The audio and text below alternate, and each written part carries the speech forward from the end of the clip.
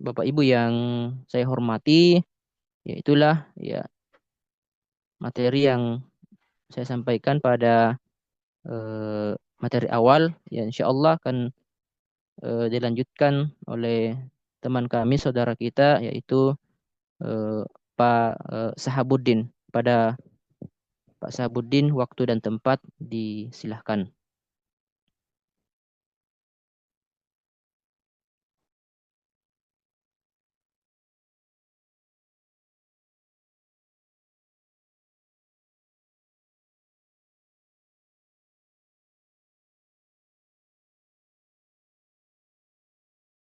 Oh ya, terima kasih atas kesempatan yang diberikan kepada kami oleh saudara saya Bapak Suarmin. Bismillahirrahmanirrahim. Assalamualaikum warahmatullahi wabarakatuh. Alhamdulillahirabbil alamin. Allahumma shalli ala sayyidina Muhammad wa ala ali sayyidina Muhammad. Rabbi shrah li sadri wa yassir li amri wahlul 'uqdatam min lisani yafqahu qawli. Yang terhormat Bapak dosen Bapak Dr. Usman Nur, SAG, MAG. Yang kami hormati Bapak Ketua Kelas, bahkan teman-teman mahasiswa, Bapak Ibu sekalian yang sama kami hormati dan kami banggakan. Baik, kami akan melanjutkan materi pada makalah kami, yaitu pada tahapan selanjutnya dalam pembuatan ED, yaitu pada tahapan desain. Mohon maaf, bisa dilanjut slide-nya. Desain. Ya, pada tahap desain adalah proses di mana strategi pembelajaran, materi, dan penilaian direncanakan secara rinci. Tahap ini sangat penting karena berfungsi sebagai penentu dalam menentukan seluruh proses pembelajaran. Jadi tercapainya proses pembelajaran itu sangat ditentukan oleh desain ini. Pada tahap desain, berbagai komponen yang telah dianalisis dikonversi menjadi rencana pembelajaran yang spesifik.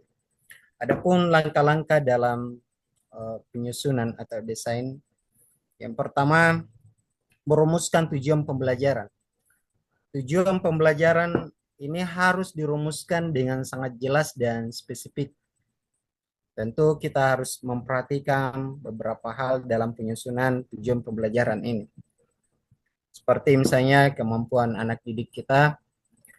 Namun pada sekarang ini tujuan pembelajaran ini kita bisa mengikuti tujuan yang sudah disiapkan oleh pemerintah atau kita bisa mendesain atau merumuskan sendiri. Tujuan ini akan menjadi panduan bagi proses desain selanjutnya. Misalnya siswa dapat menyelesaikan soal aljabar dasar dengan benar setidaknya 80% dari total soal yang diberikan. Kemudian yang kedua adalah pemilihan strategi pembelajaran. Pemilihan strategi pembelajaran, sebagai seorang pendidik harus bisa memilih metode pembelajaran yang paling sesuai dengan tujuan dan karakteristik siswa kita. Misalnya untuk pembelajaran matematika, metode pembelajaran berbasis masalah atau problem based learning atau project based learning dapat membantu siswa memahami konsep-konsep yang kompleks. Intinya, pemilihan strategi pembelajaran ini bagaimana kemudian bisa membantu siswa kita, memudahkan siswa kita dalam proses pembelajaran. Kemudian selanjutnya adalah tahapan desain penilaian. Penilaian adalah bagian penting daripada proses pembelajaran untuk mengukur pencapaian siswa terhadap tujuan yang telah ditetapkan. Penilaian bisa bersifat formatif maupun sumatif. Penilaian ini disinilah kita akan mengetahui bagaimana tingkat serapan atau pemahaman peserta didik kita terhadap pembelajaran yang kita lakukan. Kemudian selanjutnya adalah tahapan pemilihan media pembelajaran. Pada tahap desain, pemilihan media juga sangat penting. Apakah pembelajaran akan dilakukan melalui modul, presentasi, video, atau alat interaktif, seperti misalnya simulasi, Media yang dipilih harus mampu mendukung strategi pembelajaran dan membuat proses belajar menjadi lebih menarik sehingga siswa lebih dimudahkan dalam pembelajaran. Yang selanjutnya adalah rencana penggunaan teknologi. Apa ini? Desain penilaian. Ya. Yang selanjutnya adalah desain penilaian. Desain penilaian ini kita tentunya tahu bahwa penilaian ini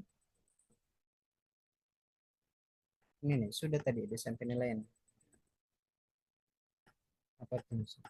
Pemilihan, oh ya, selanjutnya adalah pemilihan media pembelajaran.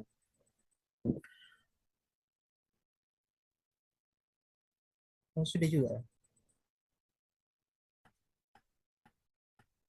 Nomor 5, Pak. Rencana penggunaan teknologi.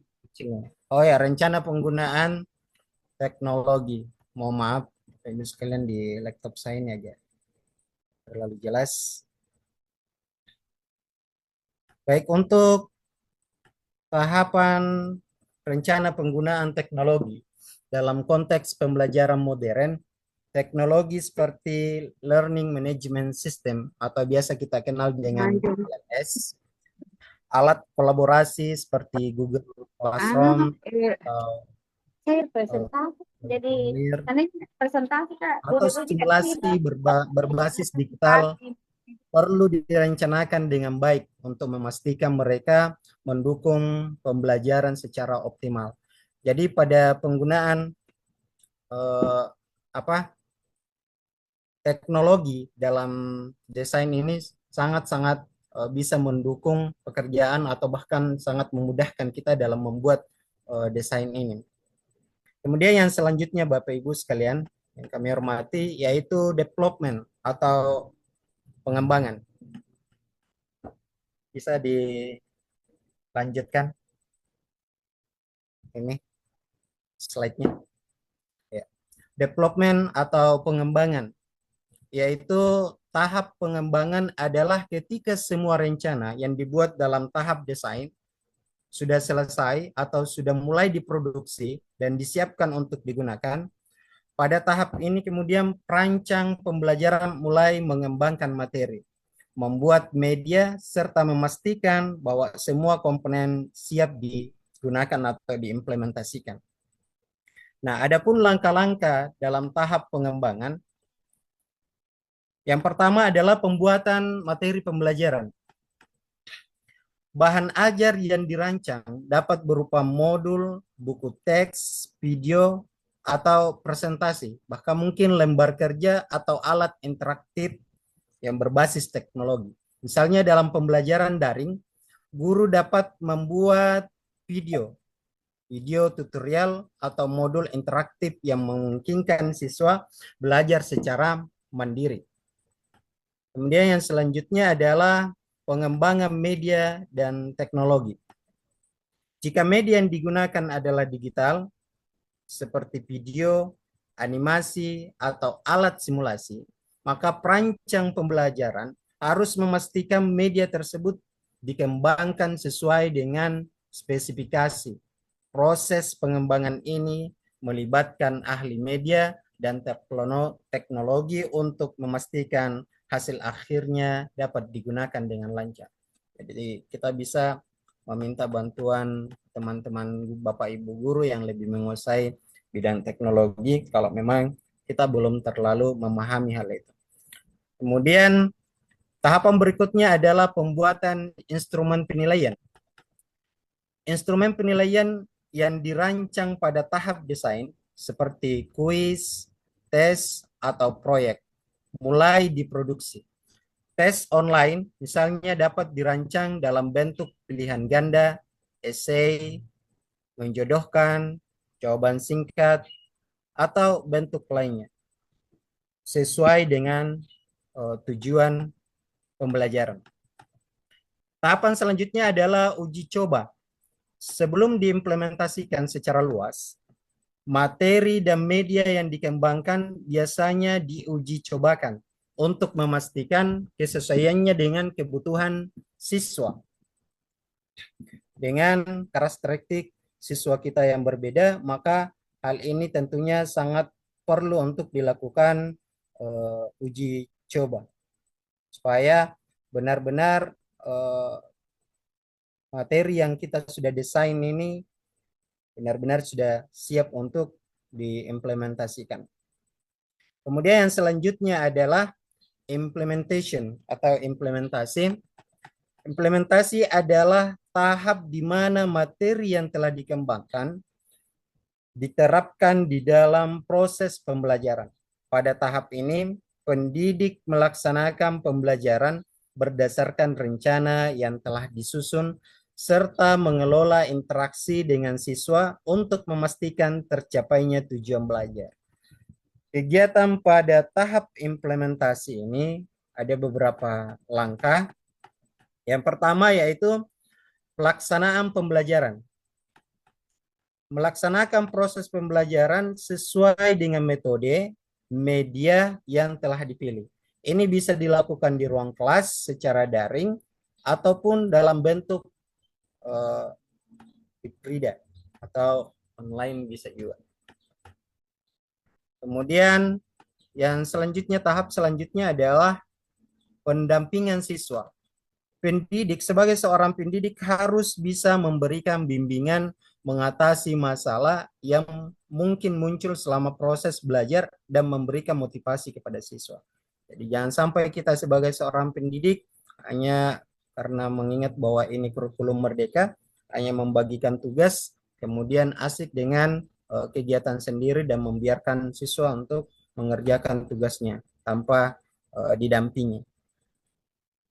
Keberhasilan implementasi bergantung pada kemampuan pendidik dalam mengolah proses belajar mengajar secara dinamis dan responsif terhadap kebutuhan siswa.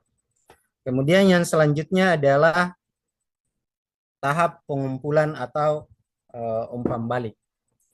Pada tahap pengumpulan ini atau umpan balik dari para siswa kita,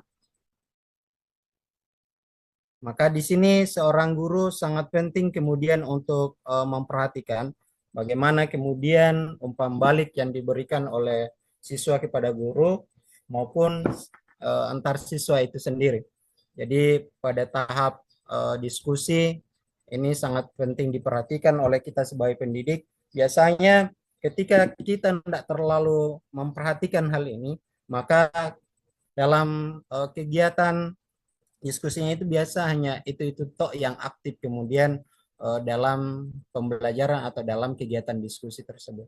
Maka di sini perlu kemudian pendampingan atau bimbingan daripada seorang pendidik. Bapak Ibu yang kami hormati, untuk tahapan selanjutnya pada metode EDDI ini kami akan menyerahkan kepada saudara kami yang selanjutnya untuk mempresentasikan lanjutan daripada materi pada makalah kami. Dikembalikan kepada moderator. Baik, terima kasih Pak Sahabuddin. Tulis secara lengkap, ya. Dan pertanyaan ini khususkan kepada Pak Sahabuddin. Pada Pak Sahabuddin dipersilahkan. Terima kasih atas kesempatan yang diberikan. Assalamualaikum warahmatullahi wabarakatuh. Mohon maaf Bapak Ibu, suara saya jelas, ini masalahnya jaringan kurang baik. Jelas Pak, jelas. Allah. Keluar masuk Zoom ini. Yang pertama, saya menambahkan tadi jawaban dari saudara saya Pak Zulkifli bahwasanya model metode ID ini kenapa ada kemudian penggunaan teknologi, sengaja kami mengintegrasikan dengan teknologi untuk lebih memudahkan saja kita dalam merumuskan atau mendesain atau mengembangkan kemudian metode ID ini. Tapi bukan berarti tanpa teknologi ini tidak bisa atau tidak berfungsi. Bisa juga, sangat bisa. Jadi pada masalah tadi desain, kemudian pengembangan, tanpa teknologi yang canggih pun bisa, dengan teknologi yang standar-standar saja sudah bisa diaplikasikan ini metode ADDI ini dalam pembelajaran. Tadi dalam desain itu kan ada merumuskan tujuan, memilih strategi pembelajaran, desain penilaian, pemilihan media pembelajaran, rencana penggunaan teknologi. Ini tanpa teknologi yang secanggih bagaimanapun ini bisa, dengan yang standar-standar saja bisa. Kemudian teknologi ini Bapak Ibu, jangan kita selalu mengharapkan dari sekolah sebagai pendidik ini, apalagi yang sudah sertifikasi. Alangkah baiknya kalau kita memiliki secara pribadi nih. Saya pribadi itu di rumah laptop beli sendiri, printer beli sendiri. Terakhir mau beli apa, LCD belum bisa, belum mampu, baru menabung-nabung buat itu. Artinya apa? Teknologi ini adalah alat buat kita sebagai seorang pendidik. Berupa petani, mereka punya cangkul, mereka punya parang, mereka punya alat-alat yang canggih juga sekarang, misalnya kayak untuk membajak sawah dan lain sebagainya. Jadi kita guru jangan ketinggalan, jangan LCD semuanya diandalkan dari sekolah, WiFi-nya juga mengandalkan dari sekolah. Itu poin pertama. Kemudian yang kedua, pertanyaan dari saudari saya tadi, Ibu Asisa, tentang eh, implementasi kalau nggak salah tadi ya. Implementasi pada langkah atau tahapan yang ketiga, yaitu pengumpulan umpan balik. Kalau nggak salah sih, saya ingat tadi. Seperti apa sebenarnya pengumpulan umpan balik itu? Tadi kami sudah jelaskan secara singkat bahwasanya dalam pembelajaran ini sangat penting adanya umpan balik, baik itu antara guru dan siswa.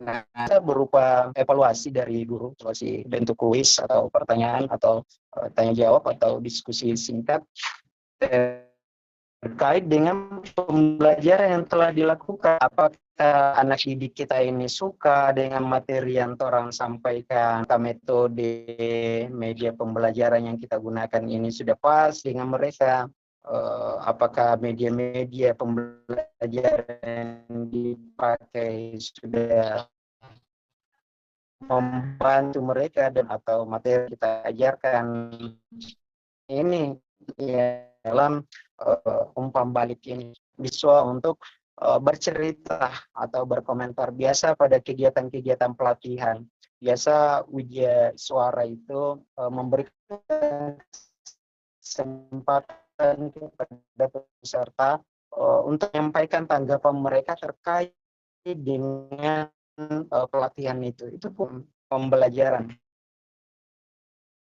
Pada tahap akhir kita berikan kesempatan siswa kan bagaimana tanggapan mereka lakukan, apakah mereka senang dengan pembelajaran ini ataukah mungkin ada ide baru yang harus dilakukan, mungkin materinya terlalu ketinggian atau mungkin metodenya terlalu monoton, perlu ada suasana yang baru dalam pembelajaran ini yang kami maksudkan dengan kembali. Mungkin itu dulu Pak Moderator, terima kasih, kami kembalikan. Baik, terima kasih Pak Sahabudin atas jawaban yang diberikan. Mungkin saya kembalikan lagi ke Ibu Hasisa atas jawaban yang diberikan oleh Pak Sahabudin.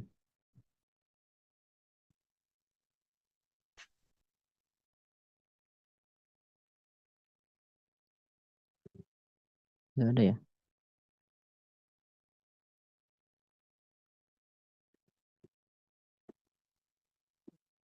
Oke, baik. Terima kasih Bapak Ibu atas partisipasinya dalam Zoom hari ini. Mengingat waktu kita sangat terbatas, sebentar lagi waktu Mungkin sudah masuk. Ya, oleh karena